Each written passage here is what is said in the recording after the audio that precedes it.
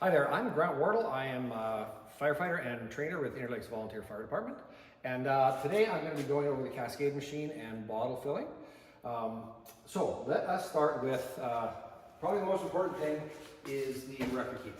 So if you are going to fill any bottles, make sure that you fill out the appropriate sheet, and there's sheets in there for every single bottle. So you're going to start by taking the bottle and doing a visual inspection, making sure there's no big dents. I mean, paint scratches and stuff are fine, but nothing too untoward. You're going to want to check to make sure that the date, and there will be numerous dates on there, but look for the latest one. So this one says 24, so the bottles are good for 5 years after that date. So if it was 29, we wouldn't want to be using it, but or if it was 20, we wouldn't want to be using it. But 24 means we have 5 more years.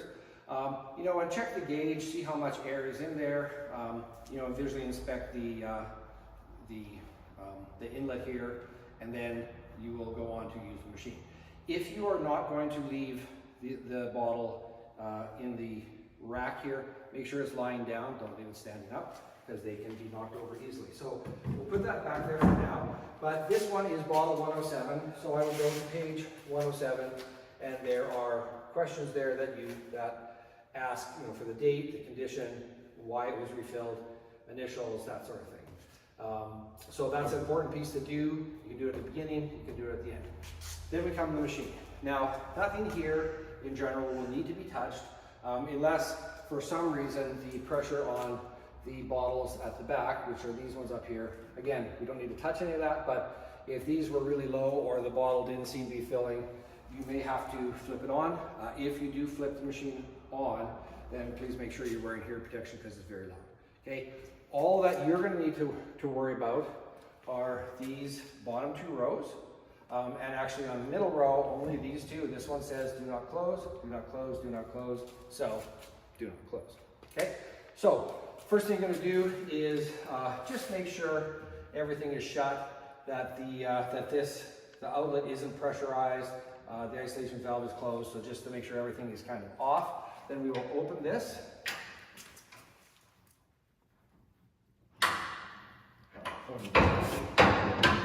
Open. Shouldn't be anything in there. So we'll take our bottle then, and we will, if you're doing 1, 2, or 3, the procedure is the same. You just open up the valves that you're going to use. So we'll just slide it in there. Doesn't matter which one to slide. Just be careful of this little thingy back here, this little bar, because that's what allows us to make sure that this allows the machine to run, and make sure that it won't run with the door closed. So when you close the door, it pushes that back and allows the machine to run. So just kind of be aware of that and make sure it doesn't get bent. Okay, so with your cylinder, the first thing you're going to do is disconnect the filling valve here, okay, and screw it onto your valve. And be careful not to cross thread. Usually, for this machine anyway, having it slightly to the side, to the left, seems to be the easiest way to get it screwed on there. So we want to screw that on just hand tight. It doesn't have to, don't force it, okay, just hand tight. And then we're going to make sure that this bleed valve is closed. Okay, so open would be like that, closed. And just check that the other ones are closed as well. It doesn't really matter, because if you don't activate those cylinders, then it doesn't have to be closed, but it's good practice. So you want the bleed valve closed. We'll use that later. And then the next thing you're going to do once you're sure that everything is good, and one thing I didn't do, so I will just back up quickly, is just, you should do this before and after, just double check that the gasket on the inside, you can see that there's a black gasket in there. Just make sure there's a gasket. If there wasn't one, you would end up getting a leak when you're trying to fill it, and you'd be able to hear that. But just always good practice to check those gaskets. Again, hand tight, and then open the cylinder, because we're going to have to open it in order to add air, and then we'll close it after so the air doesn't come out. Okay? Once you're satisfied that you've done those steps, bleed valve is closed. Bleed valve is closed on all those. Everything looks good. I'm going to close it. There's 2 steps to closing. One is the big bar. okay? And the other one is this safety switch. So that has to be up, otherwise it's not locked properly. And then what you're gonna do, again, these ones all say do not close, so don't close them. And if you think about reading a book, okay, we read a book from top to bottom, left to right, same thing here.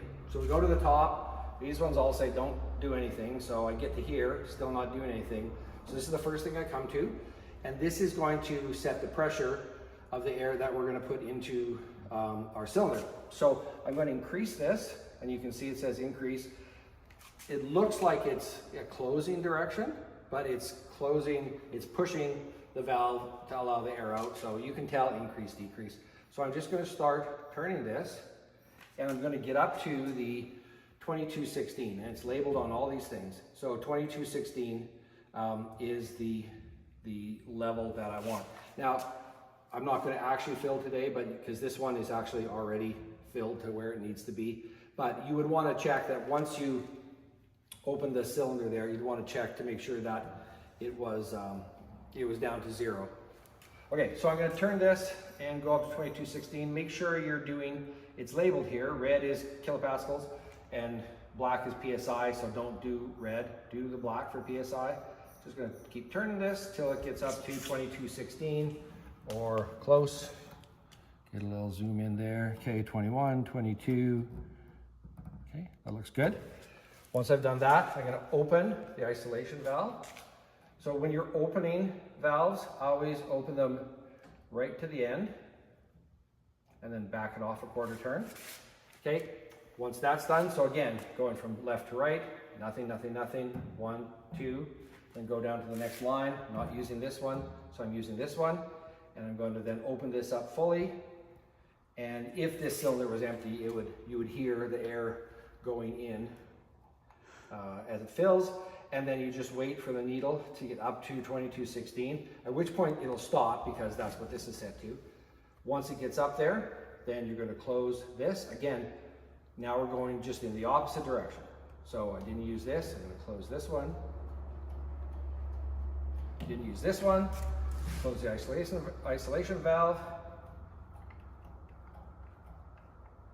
Okay, dial the pressure back.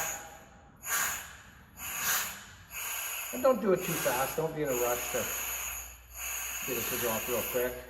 The quicker you do it, the noisier it is too, so just let it go down slowly.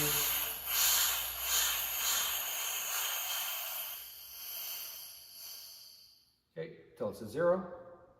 Then everything else is shut off, so I should be good to open this up. 1, 2. Okay, so at this point, again, I'm just undoing everything I just did, just going backwards. So the last thing I did here was open this. So now I'm going to close this. So I'm closing the valve on the cylinder. Okay, now it's important to remember to let the pressure off. Because this will be really hard to open, and also you want to make sure you bleed the excess pressure off. So I'm just going to let that bleed off, and you can hear that it stops. Okay, then close it again so it's ready for the next person. Undo the coupling here. Make sure you put it back on to the little holder. This doesn't go anywhere. It's not like this is just a place to hold this, so you don't have to screw it on tight or anything. Just make sure it's on there securely. At that point, take the bottle out, put it in a safe location, either lay it down or put it in a rack, and close this up. Lock it. Double check. You could look at the pressures here. If these pressures were down to say 2000 psi, then you could turn the machine on for a bit till they build up pressure. But otherwise, in general, just leave it and you are good to go. So that is using the cascade machine.